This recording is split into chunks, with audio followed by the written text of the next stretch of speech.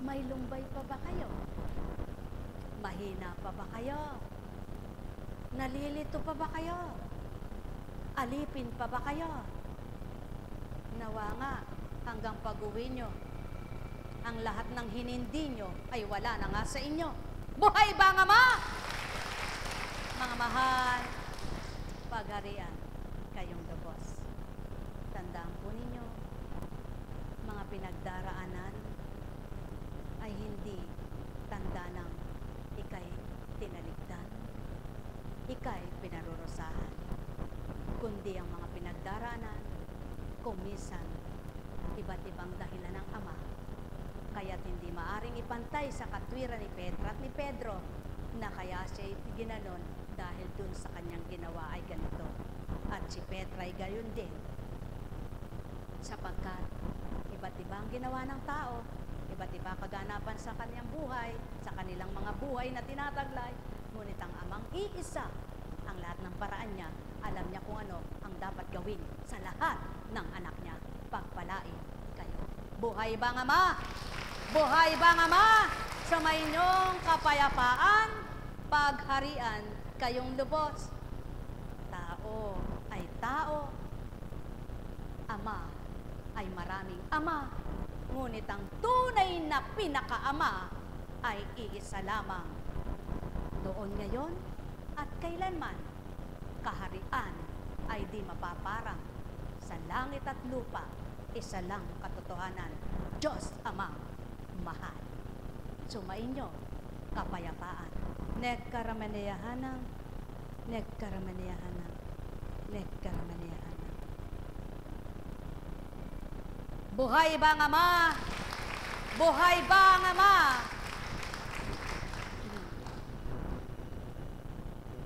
May dalawang kargador.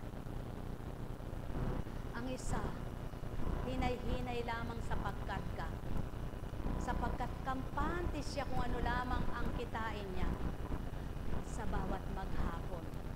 Ang isa, sulong siya, ginagawa niyang tatlo-tatlo ang karga niyang sako. 3 bultong bigas.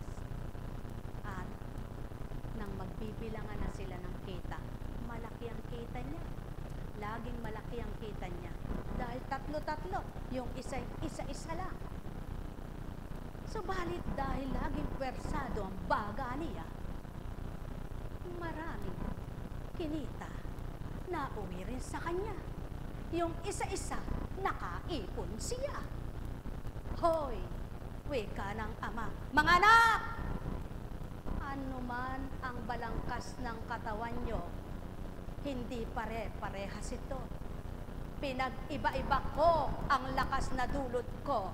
Hindi pare-parehas na makinarya, pare-parehas ang tatag at tibay nyo. Kaya naman, huwag kang magtaka kung may mahinang magdala. At huwag kang magtaka ba't malakas siya. Sapagkat di taong nagbigay nito, kundi ang di nyo nakikita. Kaya kung ano ang kakayahan ng bawat isa'y mahalin ninyo, upang sa gayon, magmahalan kayo. Ito ang pinakamabuti na gagawin nyo tao.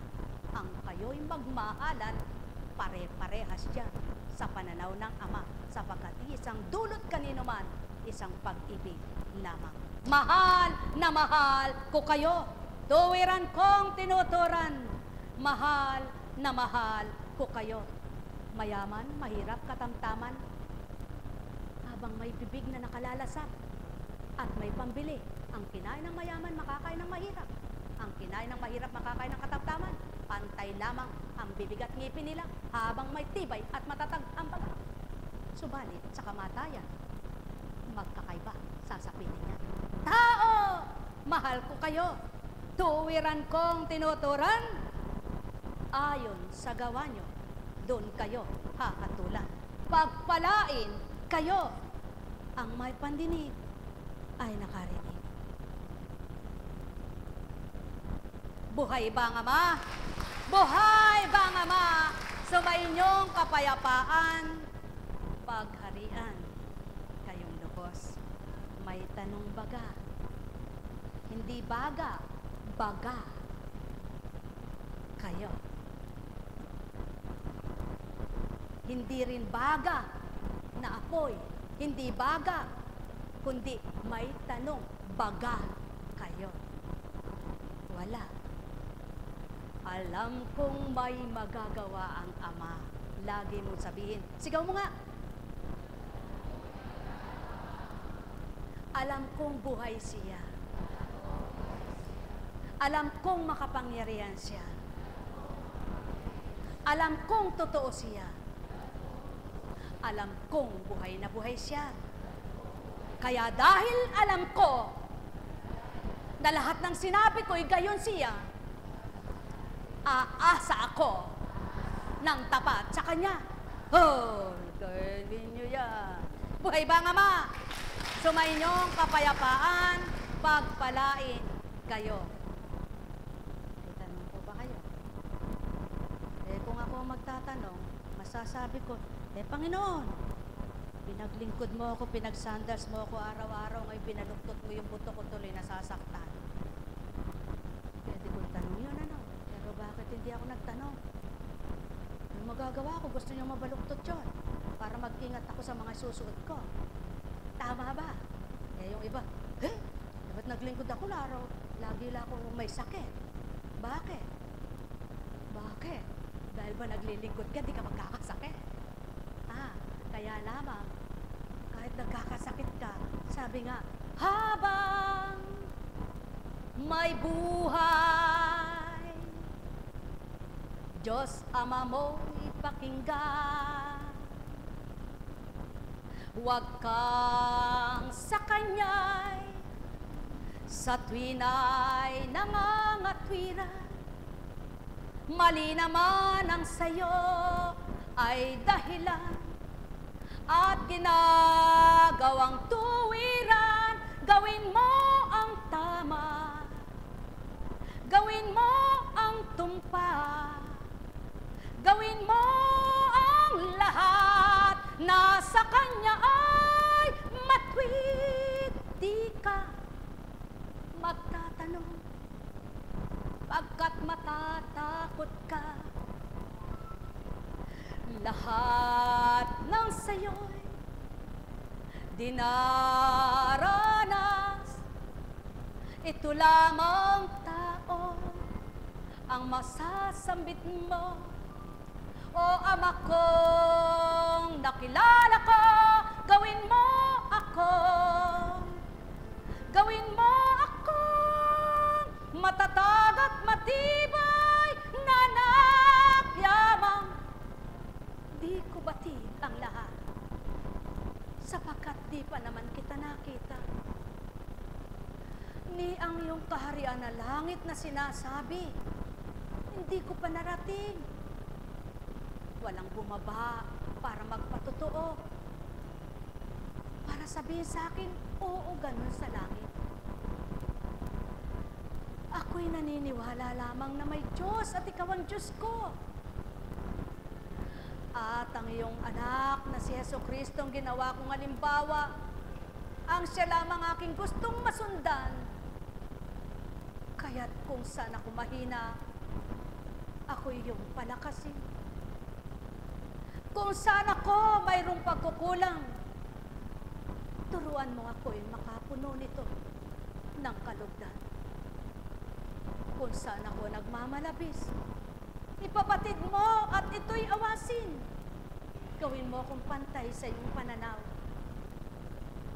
Kung mayroong nagpapalitot, nagpapagulo sa isip ko, hawiin mo nang hindi ako matangay ng tukso. Nawawalan ako ng pag-asa at magulo ang buhay ko. Kung saan ako may pag-aalinlangan, itanim mo sa akin ang katapatan ko, sapagkat wala nga akong pagmumulan, maliban ikaw na Diyos ko ang tinatawagan. Kaya, kung ano pang hindi ko nababatid sa iyo, pakiusap ko aking Panginoon at Ama ko. Tulungan mo akong makabatid ng nararapat pang mabatid ko nang tumibay ang pag-asa ko sa iyo. O aking Ama, batid kong hindi ka bingit, hindi bulag. Tulad ng iyong sinasabi, di ka mamamatay. Kaya't ikaw na lamang ang aking pag-asa. Kung ang kapwa ko'y walang magagawa, ngunit ikaw ay makapangyarihan at maraming magagawa sa buhay ko. Kaya't sa iyo ko nilalagang. Ikaw na ang manguna. Ikaw ang maghari. Batid ko ang lahat. Ikaw pa rin ang sa akin makapagbibigay ng tagumpay. Kaya aking Ama, sawat dalangin ko sa pangalan ng anak mong si Jesucristo, sa liwanag at kapangyarihan ng Espiritu, inaangkin ko at pinananaligan ko na paglaya ko'y ipagkakaloob mo. Kung ganito lamang kaya kayo, mga mahal ko, di nga kaya mabubuksan ang pangunawa nyo. At habang hinihingi nito, binabahagi ng Ama ang tamang pamamaraan para sa inyo. Mga mahal, kung di nyo batid, may Espiritong magtuturo. Ang di nyo kaalaman na ibibigay sa inyong karunungan at ang inyong mga dapat tupdi upang magawa nyo ang kaukulan sa Kanya. Patuloy nyo siya pakinggan at mahalin. Habilin lamang sa hindi nyo nakikitang nangusap, nawa kayo'y makatanggap.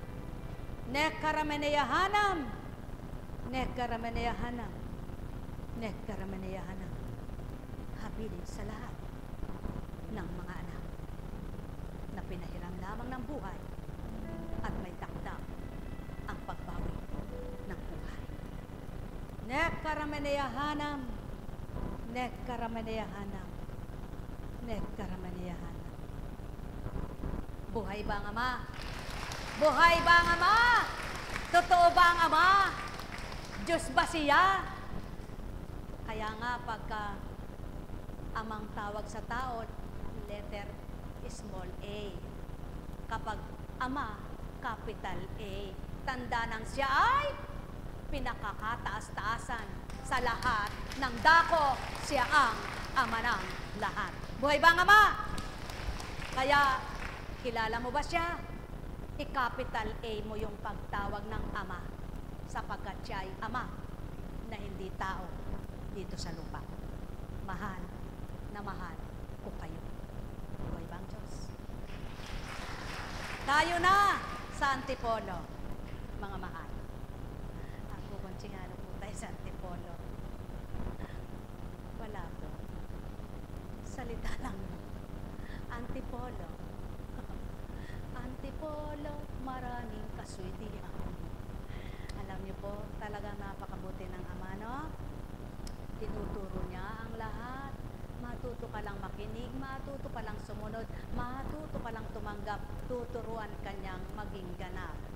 Dahil siya ang isang katuparan para makamtan mo ang tagumpay, gawin mong siya'y kilalanin, tanggapin sa buhay, pagpalain kayo sa pangalan ng Diyos Ama, Diyos Anak, Diyos Espiritu Santo. Magsihayo kayong may galak sa puso nyo. Ngunit, kung nais ninyo, halina muna